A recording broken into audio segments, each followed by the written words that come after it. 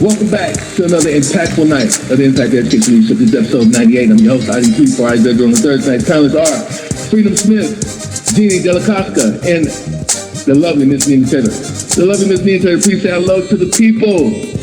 Hello, everyone. How are you? Wonderful. And Jeanie Delascasa, please say hello to the people. Hello, everyone. And Freedom Smith, please say hello to the people. Hi, guys. Well, tonight it's going to be on, but the word I'm hearing is determination. Determination. Tonight's topic is surviving as a single parent. Single parenting duties are no different from those for a married one, except that the parent is on their own. Statistics show some significant challenges for new single mothers, and we hope to give a few words of wisdom to help single mothers overcome them. Approximately 30% of single mothers reported symptoms of depression or anxiety, compared with just 14% of partnered mothers. In addition, a more significant proportion of single mothers reported high general stress levels of 37% and high parenting stress levels of 26%, compared with that of partnered mothers. Mental health professionals reported that 8.6% of African Americans suffer from social anxiety disorders, 4.9% from generalized anxiety disorders, and 3.8% from panic disorders. According to the CDC, African Americans have the highest rate of current depression at 12.8%, followed by Hispanics, 11.4%, and whites, 7.9%. More specifically, in African Americans, the most common mental illness disorder include major depression, attention deficit hyperactivity disorder, suicide, and post-traumatic stress disorder, PTSD for short.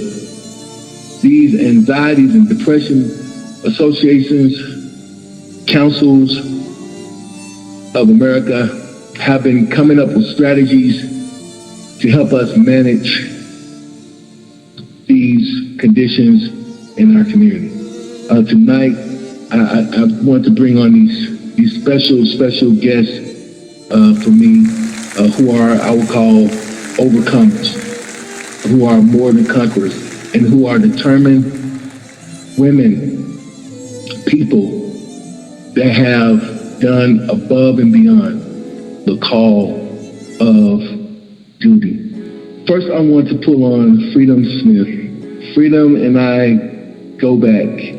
Freedom, please say hello to the people and tell us a little bit about what you're doing. Freedom is a film producer and director, but anyway, I'll let her tell you. Well, 5-6 years ago, I decided to do a complete career change. I had been in mortgage for 20-something years, and I just decided that, I'd reached the point where I was asking myself, well, what I want to do with the rest of my life, and I picked up an old dream of mine that I'd had and it left on the back burner, and I picked it up and I've been running with it. I've done a few films, written a few pieces, I've directed a one short. I'm getting ready to do another short that I've written, and I'm just waiting for the day where I can transition full time. Freedom, I want to bring you on here tonight because we've worked in production, we've worked on sets, we've worked in entertainment. Okay, and you're very, very gifted, you're very talented, just like the rest of the panelists tonight on the podcast. I've seen you endure a lot. You're a single mom, and let us walk with you and kind of hear from your side. What was that like? What was your experience as a single mom and those challenges of raising a son or raising a child? What made you determined? Okay, well, to kind of start off, I was a child that was raised in a very, very extremely abusive home, physical, mental, verbal neglect. And I have experienced, in and out of foster care, all of these things. And so when I finally left home, I left home and I was thankful that I wasn't on the street. I was blessed where I was living with some for a little bit, but eventually I kind of had to make some decisions, and I ended up at Job Corps. Yes. So I ended up at Job Corps. It was either that or on the street. So I chose Job Corps. And you go from one situation and you really haven't. And I was in I went from a very isolated situation to kind of like dumped into. And when you're at Job Corps, everything everywhere is there. And I just was like this. How you look at the world from outside the glass, and like, wow, this is what's going on in the world. I was like eat popcorn, like this is life. These are people. So anyway, I met someone, and I always tell people that I really didn't have any concept of, okay, well, this is what I want to do. I want to go to college. I was extremely smart. But I didn't have any type of goal set. I really didn't even know what I wanted to do with my life. So I met someone who I felt, I think I like this person. I think I can be with this person for a long time. And we made this very, very conscious decision to have a child. Yeah. And I always tell people, no, it wasn't by accident. I was like, let's go ahead. It was, anyway, being young. And so once I was confirmed that I was pregnant. Here I was thinking I was with this person. We were going to be married. And of course, like every typical single mother, something happened. He got into some trouble. He ended up going to jail, and I was pretty much by myself. I didn't really have a close relationship with my mother. And I think when she did find out about it, her words were, well, you laid in your bed. You're grown now. Handle it. And that was it. So I was on my own, and I had to think really, really fast. And so I was thankful that the same family that had took me in when I ran away from home took me in for a little bit and allowed me to basically enough time to have my baby. And I literally already was thinking, okay, I need to, because it was words that were being said to say, okay, we'll help you, but you can't stay here. And so I was like, okay, I need a job. I had to think real quick. And so I was thankful that at the time when I was at Job Corps, an older woman had already spoken to me, even prior to me being pregnant, basically saying, hey, you really need to take advantage of the things that they're offering here. So I had already got my CNA license. So that allowed me to get a job. It allowed me to get a little apartment. And there started my journey of being a single mom. And I think when I was given the news that I was pregnant, when I was given the news, or when I realized I was going to be doing this by myself, I remember having a very this internal dialogue with myself, because it was really scary. It wasn't like I could go to someone's house, or it was just me. And so it was just Lord and God. I think I said a prayer, and I just said, well, Lord, I don't even know what's about to happen. I just ask you to protect me and my child. And I just was determined. I knew that we needed shelter. That was the first part. I knew that I was thankful that I had gotten my license. I knew we needed shelter. The first focus was, hey, I need an apartment.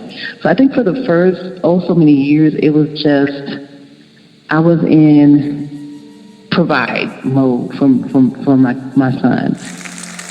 As I thank you for sharing your personal story, and don't go anywhere, because I'm gonna come back to you and ask you some more questions. I'm about to go to wow, I'm at a loss. I never knew this. I've been knowing you for years, and I never knew. so strong, just so refined. Don't go anywhere. I'm gonna go to Jeanie next, but as Freedom Smith was talking about those images that she saw growing up, though there may have been some positive, some may have been distorted images of relationships, of partners, of growing up. But what I heard most from what you said, Freedom, is that no matter what you experienced, no matter what you had to endure, no matter any of the challenges that you faced, that still didn't put a limit on God and His provision and His grace over your life. Oh yeah. Oh, yeah. That's why you're here today. That's why you're here tonight. Mm-hmm. No, I was going to say, and I wasn't raised in church. I just remember finding a book. It was a book that was, somebody gave us, gave me, as people give you clothes, and at the bottom of it there was a book. And it was kind of like a picture Bible. I didn't even know what it was, but I knew that I wanted whatever it was talking about. It talked about this man Jesus, and I just would, and it would tell you, all you have to do when you pray is talk to God, And so I didn't have a form of religion. I didn't have a church that we went to or anything. I just remember this book and being inspired that, man, whatever this is, I really want a part of this.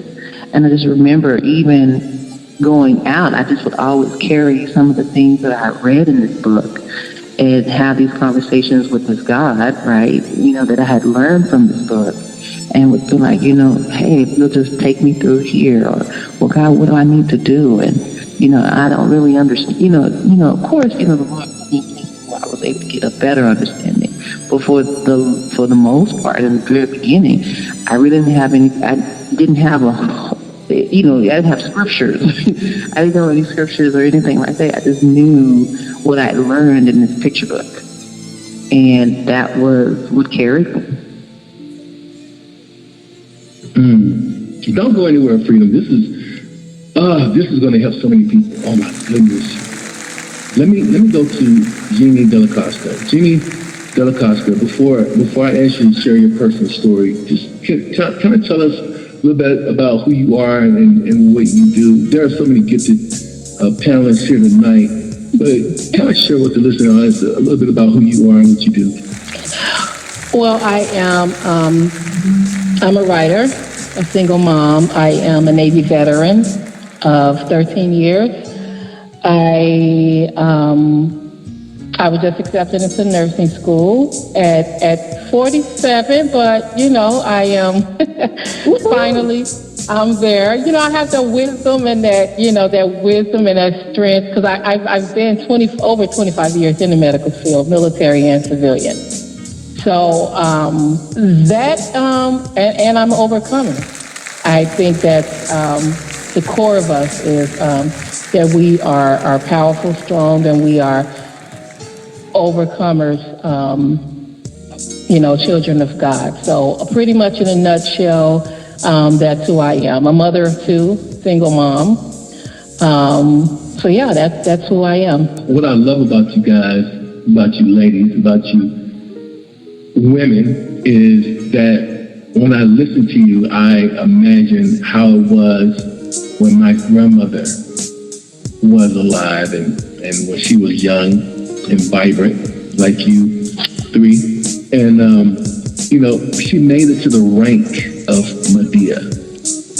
And it's so fascinating to me to share conversations with young ladies that are paving the way and trailblazing and going in that direction of becoming Medea.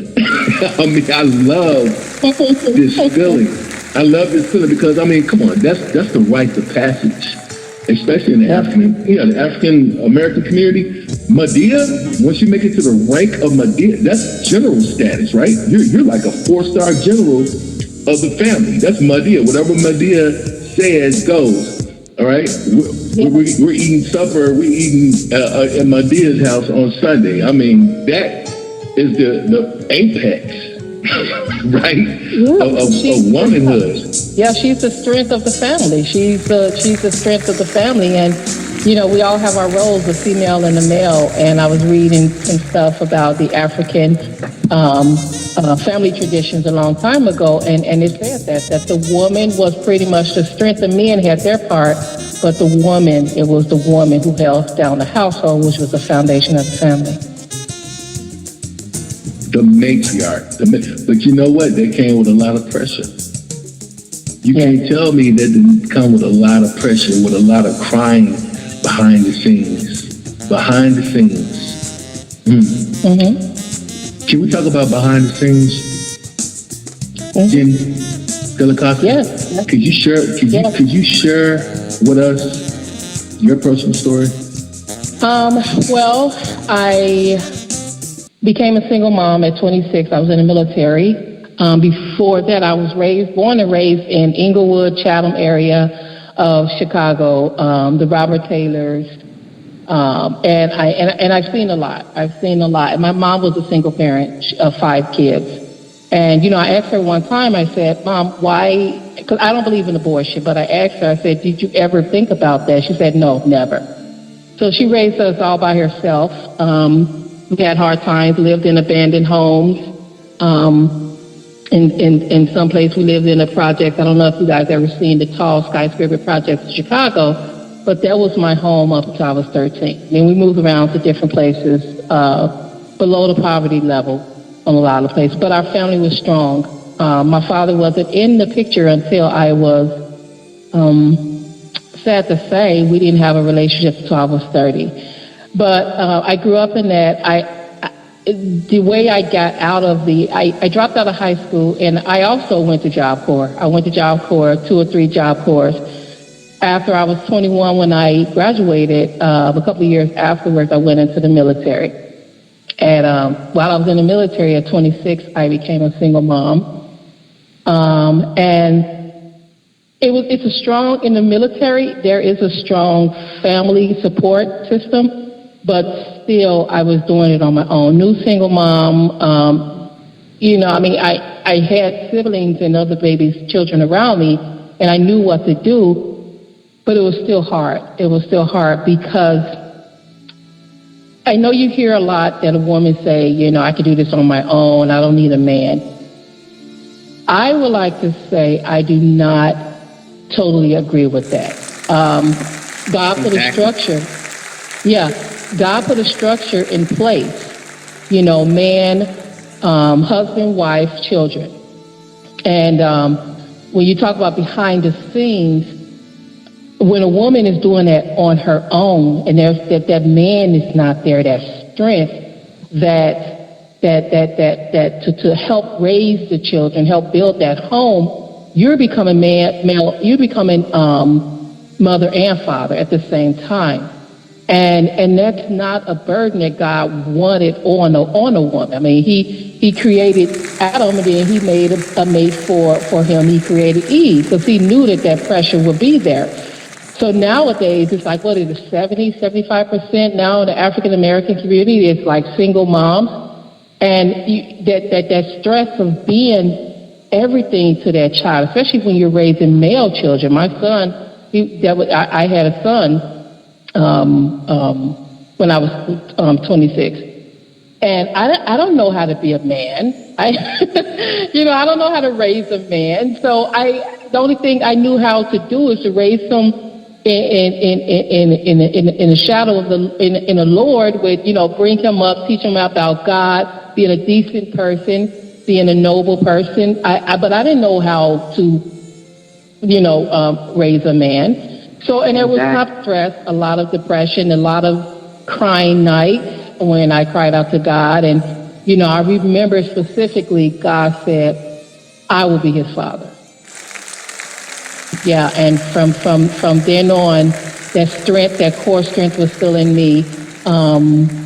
But of course, we're human, so it was a battle. It was a battle. I hear so much hidden powers. I hear so much grace and what you and Freedom have experienced as single parents. What you said tonight is preparing some and is comforting others. And what do I mean by that? It's preparing them with peace. It's comforting them with grace. And so these are, I believe, the values that are necessary for us to heal. And what I mean by healing, not just healing as single mothers, but healing as a community. Like I talked about some of the things that we have been enduring with mental wellness, mental health. And these are some of the triggers. These are some of because I believe mental illness is triggered by trauma. And when you go through or experience that phenomenon of trauma day in and day out, it begins to weigh on you. It begins to be a burden. It begins to be heavy on your mind. It begins to be a yoke on your shoulder. And so what you have said, what you have shared, both of you, what you have shared tonight is going to help so many. Let me go back. Let me go back to Freedom Smith. I call her Free. I actually call her Free because she's a very free-spirited person. Free, let me ask you something, because I know you learned some tools along the way. I know you have a survival kit that you put together that hopefully you can share with the listening audience tonight, and that would be a question I'll have to ask you so that you could, share with us. Okay, so the question I want to ask you is, how did you ensure, or how did you plan, right? And how did you plan successfully on your daily tasks to make sure you carried out your objectives for the day, for the week? How did you plan while still maintaining your motherhood, while still being a parent, while still raising a child? How did you plan even your self-care? How did you take care of yourself? How did you do it? Plan. I'm laughing because when you say plan, I'm like, man, was I planning? I don't, Amen. Right. So it's like, you said plan, like there was, I feel like it was this ongoing metamorphosis. You just kind of morphed. Now, if I could, and now I'm saying this from a perspective. Metamorphosis? Okay. And when I said it, because I'm coming from the standpoint that I really had no support. I didn't have a mother or a father who was, picking up the kids or doing, it was just me. And so, and I didn't grow up with close friends because I was kind of going back and forth through foster care. So it wasn't like I had this support system. So I can't come from the standpoint of having someone tell me, well, Freedom, this is what, or this is how you do. I really didn't know. I can't, so I don't know if I feel like as the years went by, I feel like I'm going to say God placed me in areas that taught me things, or placed me with a person who would give me a little bit of nugget of wisdom, and I would take it. And like, okay, and it was just like, and that's why I said for me, it was always kind of like a metamorphosis into something else. It kind of morphed. It was, and so I was just going forward with the sole purpose of, I just wanted to make sure that I raised my son, and then I actually adopted another child, which was my son's cousin. And at that time, I just said to myself, Lord, I just want to raise decent human beings. That's all I really know. I want decent human beings who will love you if I train them, train them in church, even if, something happens, they'll have this foundation. And I wanted them to know that I love them, and I didn't want to raise them. And of course, in my back of my mind, I didn't want them to be raised to fear. How I was raised was very a fear-driven, very, very fear-driven. Like, you couldn't move if the fear was so strong. I didn't want that in my house. So, and how was I able to act? There was a lot of trial and error. It was a lot of trial and error, and then a lot of the Holy Spirit saying, "Don't do that." Okay, don't say that. Okay, and just trying to, so I can't. But what I can say for anyone that's out there that may be, but I feel like there are some single mothers who have, had a very, very, been through a lot of trauma, and now they're raising children, and it can be difficult when you've never had good examples. And so, the best thing that I knew, I did embrace counseling. I did embrace forgiveness and really taking some internal dialogue about what had happened to me, and not trying to push it under the rug and say, oh, I really just had to, take a moment sometimes and really journal out what had happened to me, all that had happened to me, and get to the point where I could not only just acknowledge this had happened, but also be able to forgive the parties, the people who had did the things that they had did to me. Because I didn't want to carry over that bitterness or these little mannerisms. I didn't want to carry that over and inadvertently pass those over to my own children. I need to pull on you for this. How would you describe this whole conversation, this whole rapport, this whole experience? How would you describe this conversation thus far, and what we're talking about now? If you had a word to describe it, how would you describe it?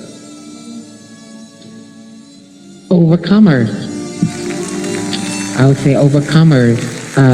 Just like them, I had never ever planned to be a single mom. That was the farthest thing from my mind, I grew up seeing, my grandparents in a very happy, loving relationship, raised 8 children. Now, of course, my parents were divorced when I was very young, and I said, oh, well, there's no way I'm doing that.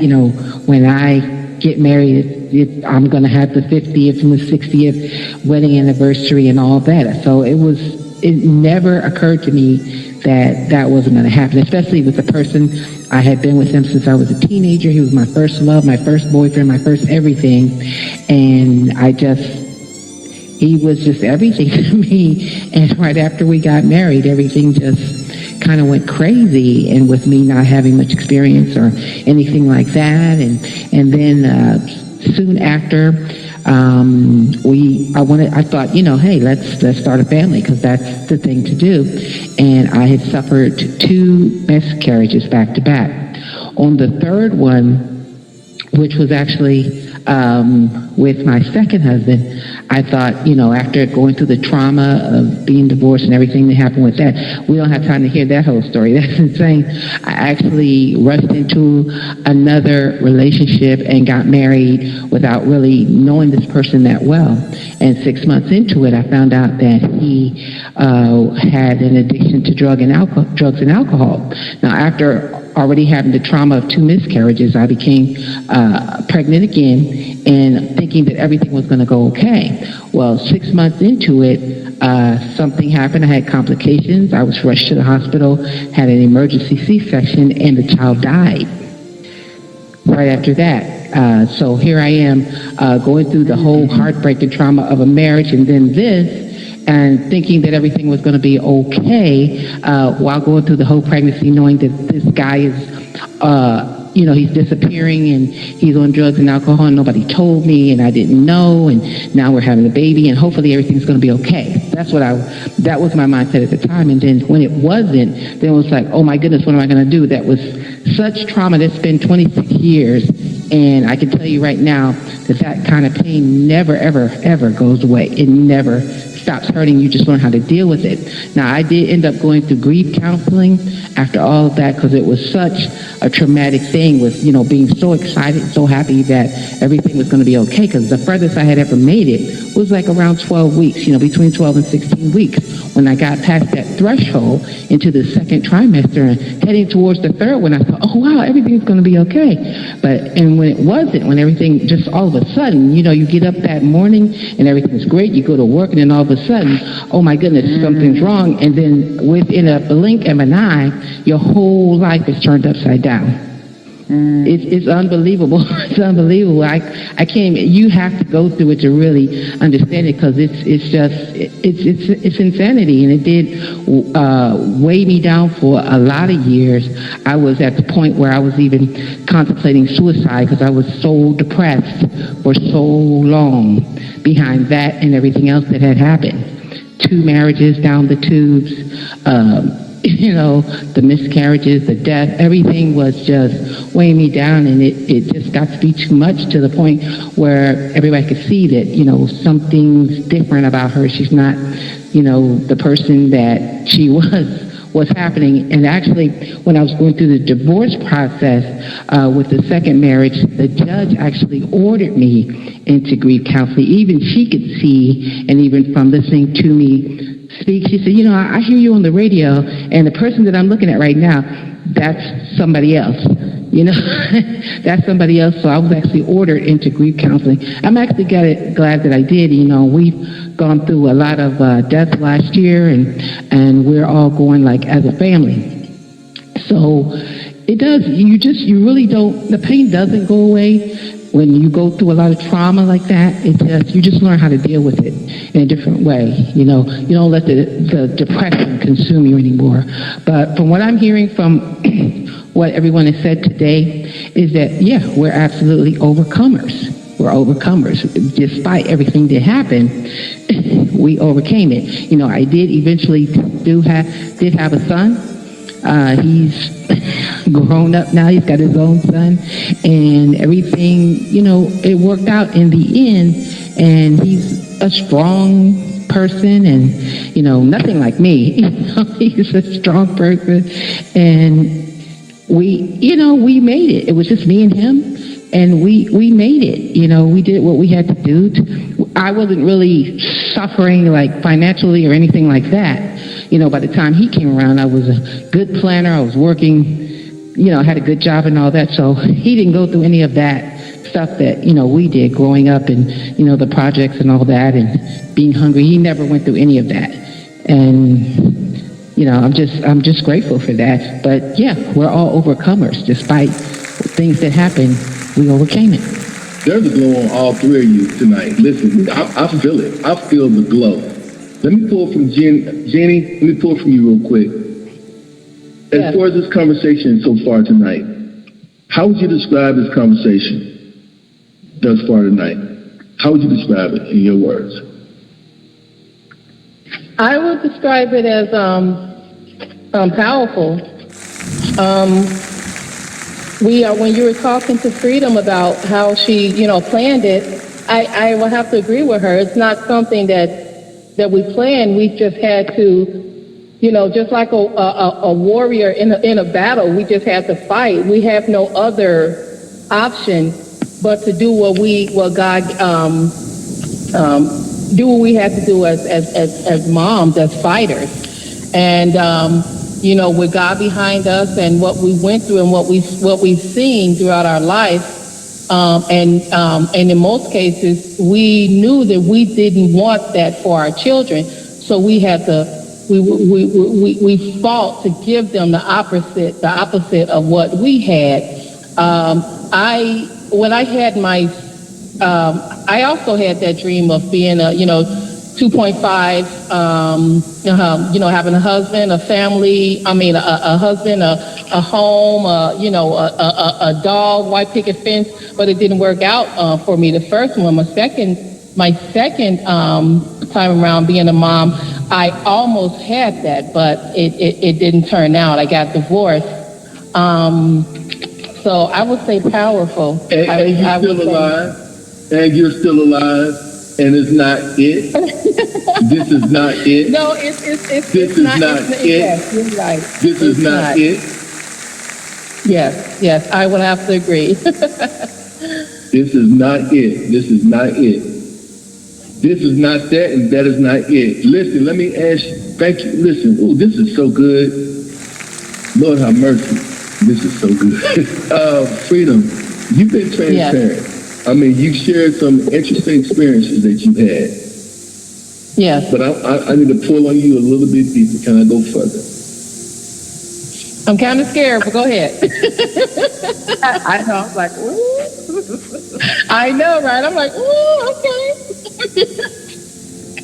Okay, here it is. Okay, here it is. What are some of the fears that women have about mental illness?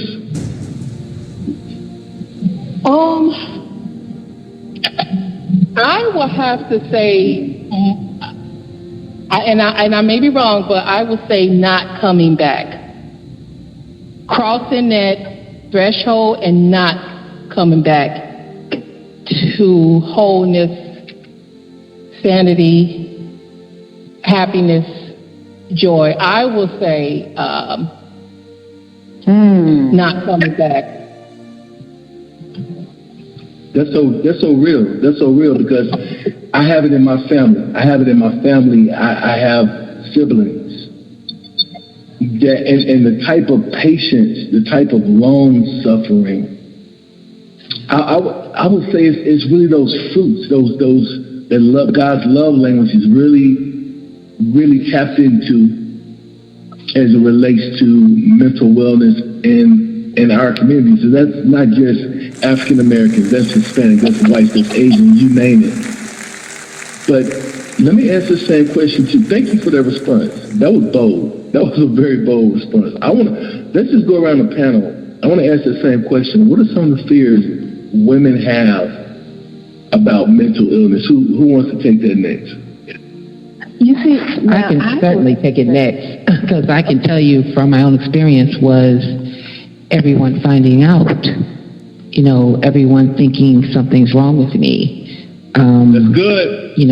Yeah, I mean, that was my thing was, everybody's going to know and, everybody at church is going to know. Everybody's going to know that I'm crazy. That was the thing.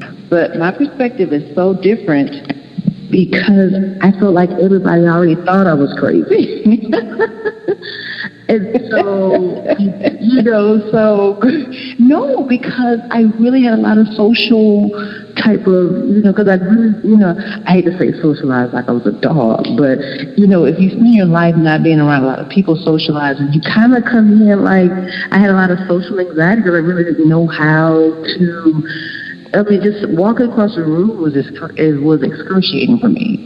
Looking at people in their eyes was just like, oh my gosh, it was terror.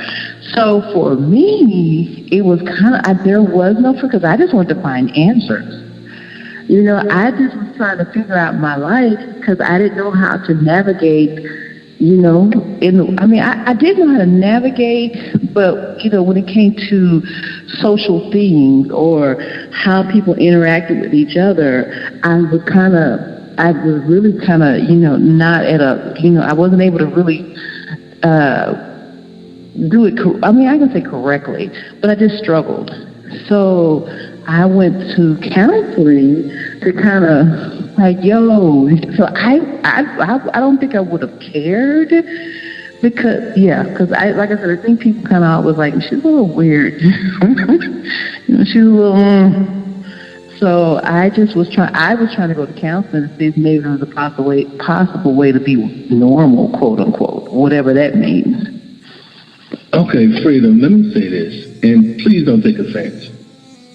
What you just said to me is scary because when I see you, I don't see that. I mean, either you hide it very well, and maybe it's because of the love or whatever, and love covers a multitude of sins. No.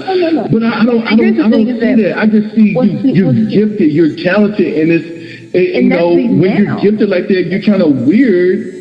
But and that's me. no, That's I me don't see now. that. That's no. But see, that's me now. But when I was 20, and I'm, because you think when we talk about PTSD, when you've been in a physically violent home, and you've been isolated, and you basically, I didn't even know how to people, I would talk and people would say, why are you muttering? I thought I was talking loud to my ears and people couldn't even hear me. There was a lot of things that I had to leave behind or what is the word I'm looking for, that I had to kind of fight through. I mean, I couldn't look people in the eyes. I used to walk around with my head down. I'd be looking at the concrete, because I just had this fear of looking at people or people looking at me. So there was a whole lot of things even though I had left my mother's home, there was a whole lot of things that carried with me. I was, my episode came to the point where the doctor prescribed me medicine, and I took it one time, and I was like, no, I didn't like the way it made me feel. And so I had to go through it. I had to fight through it, and I had to rebuild myself spiritually, mentally. I had to go through the fire because I didn't want my senses numb. I mean, I had my daughter, taken away from me. My ex-husband, he petitions the court to get the modification, and they agreed with him. And so for 2 years, it's taking it back a little bit. 3 days, I was in a behavior health ward because, could you imagine? I wish that on no body, man or woman. So Exactly. I went to I have to tell you, I went to the 7th layer of hell. I would walk past my daughter's room. It's all beautiful. She's not there. And that's my baby. So I had the medication. I didn't take it. I had to fight. When I say it, as far as not coming back, I had to fight not to go over that because my children was dependent on me. So you have to rebuild yourself. You have to fight. You have to. That's good. It's a lot, yeah. I want you to talk about that because, listen, I'm telling you, we're connected to you. We are connected to you. You are we're on the journey with you. Listen, you are helping. Let me tell you what let me tell you what I see. And this is why you got to finish. I see you as an eagle, a mother eagle, okay? And the thing about an eagle is, an eagle has claws. And those claws are used to go and snatch those little eaglets and bring them back while they're falling. There are some people that's listening to this podcast right now that are falling into darkness, that are falling into dreary places of uncertainty. They don't have any way out, and they're going to hear what you just said. We need you to help them lift their head up. I will. Okay. Pull them in. Pull them in. I did kind of gloss over it. I don't know how much time you have, but I would try to go fast. But so when I had my second child, I was married at the time. My husband, when she was 8 months, he left us. My son was 12. We were living in Indiana. He went to Seattle and went with another woman. So he was working. I wasn't. I was taking care of the home. When he left, excuse my language, but all hell broke loose. I was going through postpartum depression. I was just, just a lot. And then after that, for a while, for about 6 or 8 months, we was in a homeless shelter. And when I was in a homeless shelter, I was working, but still it wasn't enough to, do what I needed to do as far as get a home and stuff like that, take care of my babies. But while I was there, I got a call from the homeless shelter. The women there asked me if I want to tell my story about a single mom, Navy veteran. I said, sure. So I told they asked me, do I want to tell it on the Steve Harvey show? I was like, is this a trick question? So I told my story. I went to the Steve Harvey show. And they presented us with a home, a townhome, and my family was there. We were there for a while, for a year. And then during that time, my son went to a camp for Steve Harvey's camp, where I met a lot of beautiful single moms, and they pampered us, and we told our stories, and that's when I wrote my first book, Broken This Together. And so everything was going well for a couple of years. I skimmed over that. Everything went well for a couple of years, but it was hard trying to find a job, trying to put everything together. And when my daughter was 5 years old, we finally got a nice place out here in Joliet. That's when I got the papers in the mail that my ex-husband wanted to fight for custody. So we went to court. I didn't have a lawyer. He had a lawyer. It was Indiana, and they sided with him. So my daughter is now, at that time, she was almost 6. I got the letters in the mail. My world fell apart. It felt like my foundation was just taken from me. I was slowly going down a dark path. And I remember laying in bed, and it was like darkness was just closing in on me. And I haven't prayed to God. I didn't talk to God because I was kind of mad at him. And I heard him say, "Speak to me, talk to me." And I slid from my bed, and I talked to him. I told him what was going on in my life, what was going on. I mean, I knew he knew, but that's when I started opening up to God and talking to him. But my daughter was taken from me. And like I said, I was putting on pills because I went through depression. I even thought about suicide. And so while I'm there in the hospital, they're talking to us, and they're trying to help us, get through it. The last day I came home, and I remember specifically the Lord said, "I will fight your battles. I will fight your battles." Because I had so many things I wanted to do. I wanted revenge somehow, some way, but I didn't have the power. He had all the power. So that's when I had to change, metamorph, to get pull strength from anywhere I could, except for the medicine. I talked to my family. I talked to the Lord. I spent time in Scripture, and no matter what, He never allowed that vengeance that was in me manifest. I still prayed for my ex-husband. 2 years later, kind of cut through that, but if you guys have questions, of course. 2 years later, my ex-husband got a divorce. He was going through the divorce. He couldn't fight. I got me a lawyer. He couldn't fight 2 battles. And he said, "I give up custody. I give it up. You take her." You about to say that. 2 years later, she was back in my home. The way I described it was I felt like I was jumping out of my body every day. It's weird. It's hard to explain, but I felt like I was jumping out and walking in front of it instead of actually inside of it. It was just the weirdest thing. But if you feel like, you have like an overabundance of anxiety, if you're nervous and you're scared, there's nothing wrong with getting help. There's nothing wrong. The thing I found out about a lot of churches is that they have a lot of people who are willing to listen to all your problems, but they may not be qualified, to actually help you.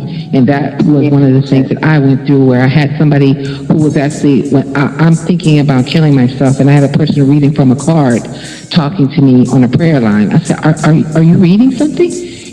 But don't be afraid to reach out and get professional help. You'd be surprised. It's not what you think. They're not going to be looking at you, pointing the finger, saying, "Oh, you're crazy. This is what you got to do," and shoving pills down your throat. It's not like that. I mean, people think all kinds of things about getting counseling, and that's why they're reluctant to do it. But please reach out and get professional help if you need to. This was another impactful night. And in fact, let's get Felicia. Guests tonight were Freedom Smith, Jeanie Delascasa, and the lovely Miss Nina Taylor. So proud of you, ladies. Good night.